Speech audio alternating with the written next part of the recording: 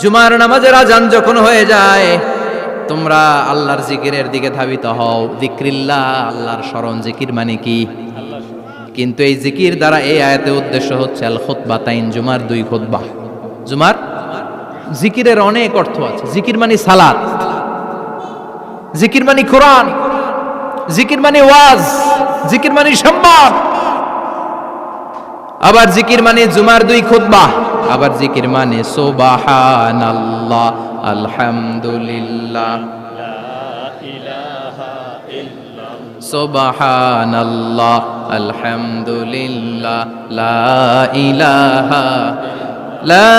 ইলাহা ইল্লাল্লাহু মুহাম্মাদুর রাসূলুল্লাহ সাল্লাল্লাহু।